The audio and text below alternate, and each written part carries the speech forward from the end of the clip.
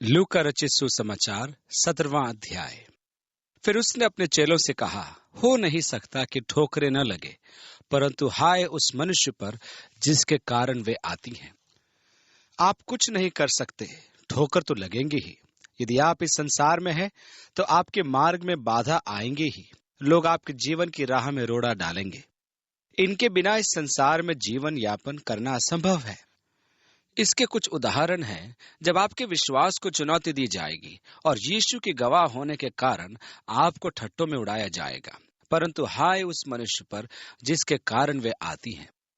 जो इन छोटों में से किसी एक को ठोकर खिलाता है, उसके लिए यह भला होता कि चक्की का पाट उसके गले में लटकाया जाता और वह समुद्र में डाल दिया जाता। मसीह यीशु में किसी के विश्वास के साथ छेड़छाड़ करना बड़ी गंभीर बात है। याद कीजिए कि मसीह यीशु ने एक बार एक बच्चे को गोद में लेकर यही बात कही थी कि बच्चों के शुद्ध और साधारण विश्वास को ठोकर नहीं लगने दे। लोग मुझे प्राय दोष देते हैं कि मैं सरल सा सुसमाचार प्रचार करता हूँ। परमेश्वर का धन्यवाद हो, काश ये बात सत्य सिद्ध हो जाती। मेरी तो समस्या यह है कि मनुष्य ने सुसमाचार को बड़ा जटिल बना दिया है। परमेश्वर ने तो यीशु में विश्वास लाने को इतना आसान बनाया हुआ है कि एक छोटा बच्चा भी विश्वास रखकर उद्धार पा लेता है। यीशु ने कहा कि जब तक बच्चे के जैसे नहीं बन जाते, तुम स्वर्ग के राज्य में प्रवेश नहीं कर सकते। सीधी सी बात। मैं तो इसे ज्यों का त्यों अपने मन में रखूंगा। यीशु का साहस। जवाब नहीं। जैतून का तेल निकालने वाली घानी का पत्थर बहुत बड़ा होता है, इसलिए सावधान रहो कि आप किसी के विश्वास के ठोकर का कारण न बने। झिड़की का प्रावधान है, परंतु उन्हें समझाइए। जैसे कि मेरे भाई, आपने जो किया है वो उचित नहीं है, आपको ऐसा नहीं करना था। वो क्षमा याचना करता है तो निश्चय ही उसे क्षमा करें। अब एक प्रश्न यह है कि यदि वह क्षमा नहीं मांगता है तो हमें क्या करना है? मुझे आप ये बताइए कि क्या परमेश्वर बिना पश्चाताप के क्षमा करता है? यीशु ने कहा कि यदि तुम मन फिराव नहीं करते तो तुम नाश होगे। मन फिराव क्षमा का अनिवार्य गुण है। परमेश्वर उसे क्षमा नहीं करता जो मन नहीं फिराता। परमेश्वर आपसे नहीं कहता है कि यदि कोई पश्चाताप न करे तो अभी आप उसे क्षमा कर दें। यदि कोई एक दिन में 7 बार आपके विरुद्ध अपराध करता है और हर बार उसके पछताने पर उसे क्षमा कर दें, तो प्रभु का इसके लिए धन्यवाद हो, क्योंकि मुझे इस वचन की आवश्यकता थी। बड़ा कठिन काम है, लेकिन करना है। आप विचार करने पर बाध्य हो जाएंगे कि वह आपको मूर्ख बना रहा है, परंतु यह सच है कि यदि वह क्षमा मांगता है तो मुझे उसे क्षमा करना है। यह तब ही संभव है जब परमेश्वर हमारी सहायता करे। यीशु के शिष्यों को इस सत्य का बोध हो गया था, अतः उन्होंने कहा, हमारा विश्वास बढ़ा। तब प्रेरितों ने प्रभु से कहा, हमारा विश्वास बढ़ा। प्रभु ने कहा, यदि तुमको राई के दाने के बराबर भी विश्वास होता तो तुम इस शहतूत के पेड़ से कहते कि जड़ से उखड़कर समुद्र में लग जा, तो वह तुम्हारी मान लेता। हम यह भूल करते हैं और विश्वास को परिमाण में राई के दाने के बराबर मान लेते हैं। यीशु के कहने का अर्थ यह नहीं था कि एक राई के दाने जैसा विश्वास, परंतु उसके कहने का अर्थ था कि हमारे अंदर छोटा सा विश्वास भी चमत्कार कर सकता है। इस प्रकार मैं सोचने पर विवश हो जाता हूं कि मेरा विश्वास कितना है। मैं इसकी व्याख्या करता हूं। राई का वह छोटा सा दाना जब बोया जाता है और जब वो अंकुरित होकर भूमि को चीरता हुआ बाहर आता है, तब उसकी तुलना में वह भूमि जिसे चीरता हुआ बाहर निकलता है तो यह पहाड़ के सदृश ही है। यहाँ जीवन का एक सिद्धांत है जो पहाड़ों को भी हटा सकता है। जब शिष्यों ने विश्वास बढ़ाने की याचना यीशु से की, तब यीशु ने उन्हें यह बात कही जिससे कि उन्हें ज्ञात हो जाए कि उनका विश्वास कितना है। यदि मानक यही है तो मैं भी शिष्यों के साथ हो जाता हूं कि प्रभु मेरा विश्वास बढ़ाए। विश्वास का विषय बड़ा कठिन विषय है। कितनी बार हम लोग अपना विश्वास बढ़ाने का प्रयास करते हैं।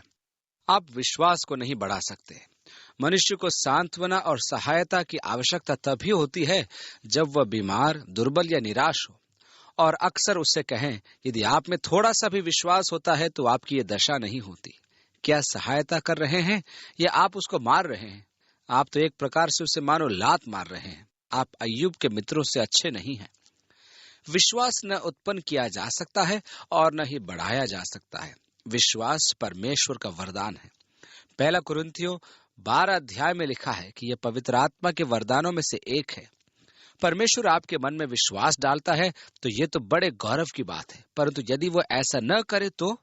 अतः शिष्यों ने उचित ही कहा था, हमारा विश्वास बढ़ा। 7वीं आयत में लिखा है, तुम में से ऐसा कौन है जिसका दास हल जोतता या भेड़े चराता हो, और जब वह खेत से आए तो उससे कहे, तुरंत आकर भोजन करने बैठे।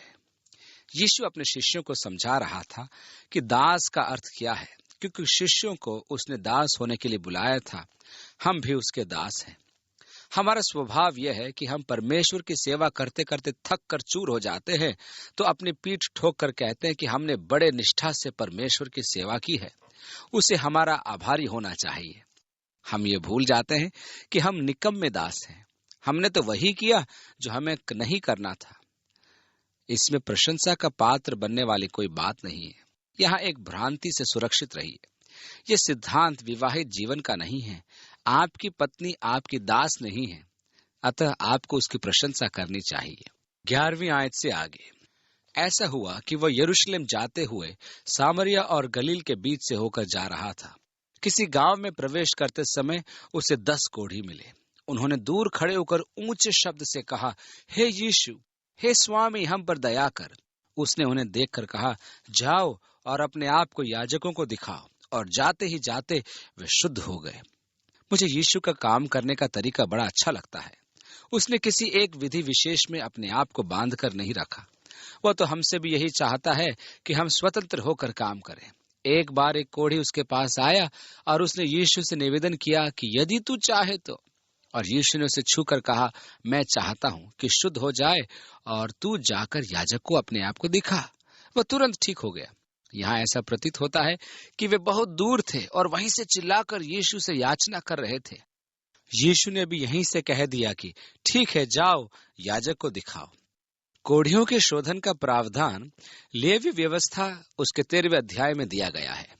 उन दिनों कोढ़ी का निरीक्षण याजक द्वारा किया जाता था। फिर उसे कमरे में 7 दिन के लिए रखा जाता था। उसके बाद उसका निरीक्षण किया जाता था। यदि याजक आश्वस्त हो जाता था कि रोगी का रोग चला गया है, तब वह उससे 2 कपोत मंगाता था। वह एक पात्र में पानी लेता था। इस पानी में वह एक कपोत को मारकर उसका खून डालता था। अब वह दूसरे कपोत को इस खून के पानी में डुबाकर उड़ा देता था। जैसे उस कपोत के परों से खून का पानी गिरता जाता था, वह रोग मुक्त व्यक्ति शुद्ध होता जाता था। अब वह अपने परिवार व समाज में स्वतंत्रता से जी सकता था। तो ये 10 कोढ़ी विश्वास करके याजक की आवाज की ओर बढ़ चले। अभी उन्होंने चंगाई प्राप्त नहीं की थी। जब वे जा रहे थे तो एक कोढ़ी ने देखा कि वो निरोग हो गया, तो वह कहने लगा। तब उनमें से एक यह देखकर कि मैं चंगा हो गया हूँ, ऊंचे शब्द से परमेश्वर की बड़ाई करता हुआ लौटा और यीशु के पांव पर मुंह के बल गिरकर उसका धन्यवाद करने लगा। और वह सामरी था। इस पर यीशु ने कहा, क्या 10 शुद्ध न हुए? तो फिर वे 9 कहाँ हैं? यहूदियों और सामरियों में संबंध नहीं थे, परंतु विपदा ने उन्हें सहभागी बना दिया था। ध्यान देने योग्य बात तो यह है कि 10 में से एक ही लौटकर यीशु को दंडवत करने आया। यीशु ने पूछा कि अन्य 9 कहाँ हैं? इसका अर्थ यह हुआ कि यीशु चाहता है कि हम उसके आभारी हों, और जब हम आभार व्यक्त नहीं करते हैं तब उसे दुख होता है। 18 और 19 आयतों में लिखा है, क्या इस परदेशी को छोड़ कोई और न निकला जो परमेश्वर की बड़ाई करता? तब उसने उससे कहा, उठकर चला जा, तेरे विश्वास ने तुझे चंगा किया है। इस व्यक्ति को रोग और पापों दोनों से मुक्ति प्राप्त हुई। यीशु ने कहा, परमेश्वर का राज्य तुम्हारे बीच में है, अर्थात यीशु स्वयं जो परमेश्वर के अधीन रहा, हमारे लिए सबसे अच्छा उदाहरण है। परमेश्वर के राज्य का प्रतीक है परमेश्वर के अधीन हो जाना, अर्थात परमेश्वर की आज्ञा का पालन करना। फिर उसने चेलों से कहा, वे दिन आएंगे जिनमें तुम मनुष्य के पुत्र के दिनों में से एक दिन को देखना चाहोगे और नहीं देखने पाओगे। लोग तुमसे कहेंगे, देखो वहां है या देखो यहाँ है, परंतु तुम चले न जाना और न उनके पीछे हो लेना, क्योंकि जैसे बिजली आकाश के एक छोर से कौंधकर आकाश के दूसरे छोर तक चमकती है, वैसे ही मनुष्य का पुत्र भी अपने दिन में प्रकट होगा। परंतु पहले अवश्य है कि वह बहुत दुख उठाए और इस युग के लोग उसे तुच्छ ठहराएं। जैसा नूह के दिनों में हुआ था, वैसा ही मनुष्य के पुत्र के दिनों में भी होगा।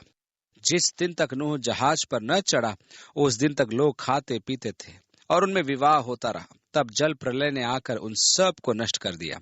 और जैसा लूत के दिनों में हुआ था कि लोग खाते पीते, लेन देन करते, पेड़ लगाते और घर बनाते थे, परंतु जिस दिन लूत सोदोम से निकला, उस दिन आग और गंधक आकाश से बरसी और सबको नष्ट कर दिया।